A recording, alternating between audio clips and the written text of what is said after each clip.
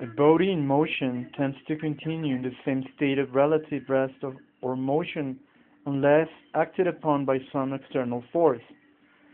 Built upon by whom? By self-evolution, is the answer. Moreover, as dynamics teach that this force has to be regarded as self-generated, even if not eternal, since this would amount to the recognition of perpetual motion, and so well self-calculated and self-adjusted as to last from the beginning of the end of cosmos. But self-generation has still to generate from something, generation ex nihilo, being as contrary to the reason as it is to science. Thus, we are placed once more between the horns of a dilemma. Are we to believe in perpetual motion or in self-generation ex nihilo? And if in neither, who or what is that something which first produced that force or those forces? There are such things in mechanics as superior levers, which give the impulse and act upon secondary or inferior levers. The former, however, need an impulse and occasional renovation, otherwise they would themselves very soon stop and fall back into the original status.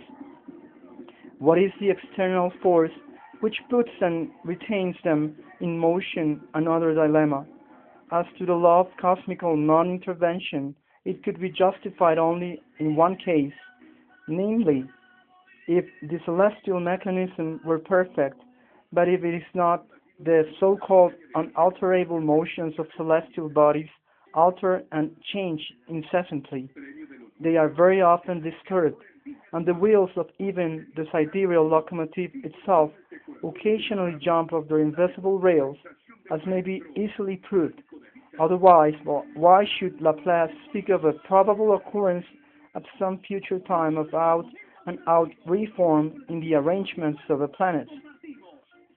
Exposition du vrai, système du monde, or Lagrange maintain the gradual narrowing of the orbits, or our modern astronomers again declare that the fuel in the sun is slowly disappearing. If the laws and forces which govern the behavior of the celestial bodies are immutable, such modifications and wearing out of a substance or fuel, of force and fluids, would be impossible, yet they are not denied. Therefore, one has to suppose that such modifications will have to rely upon the laws of forces, which will have to self-regenerate themselves once more on such occasions, thus producing an astral antinomy and a kind of physical polynomy, since, as Laplace says, one would then see fluids disobeying themselves and reacting in a way contrary to all their attributes and properties. Newton felt very uncomfortable about the moon. Her behavior in progressively narrowing the circumference of her orbit around the earth made him nervous, lest it should end one day in our satellite falling upon the earth.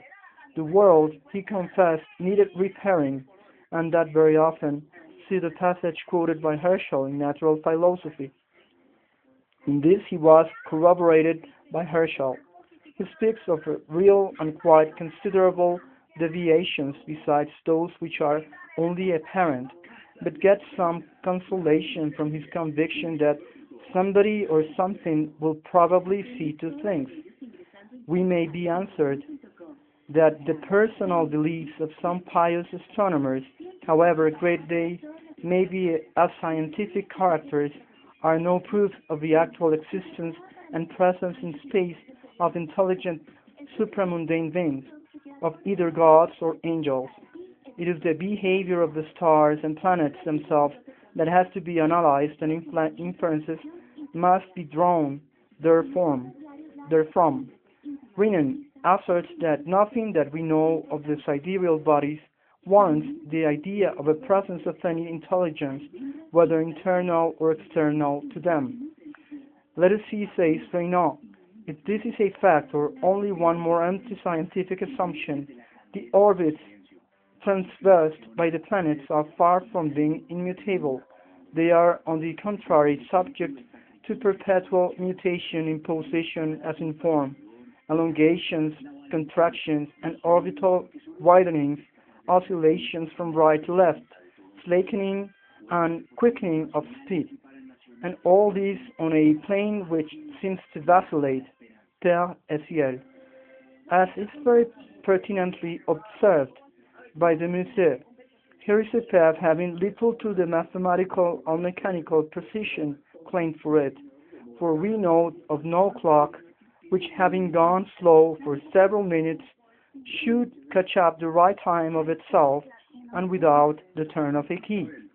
So much for blind law and force, as for the physical impossibility, a miracle indeed in the sight of science, of a stone raised in the air against the law of gravitation. This is what Babinet, the deadliest enemy of and opponent of a phenomena of levitation cited by Arago, says, are the angels in stars. Everyone knows the theory of bolides, meteors, and aerolites. In Connecticut, an immense aerolite was seen, a mass of 1,800 feet in diameter, bombarding a whole American zone and returning to the spot in midair from which it had started. Thus, we find in both of the cases above cited that of self-correcting planets and meteors of gigantic size flying back into the air, a blind force regulating and resisting the natural tendencies of blind matter, and even occasionally repairing its mistakes and correcting its failures. This is far more miraculous and even extravagant. One would say that any angel-guided element, bold is he who laughs at the idea of von Haller, who declares that the stars are perhaps an abode of glorious spirits. As here vice reigns, there is virtue master,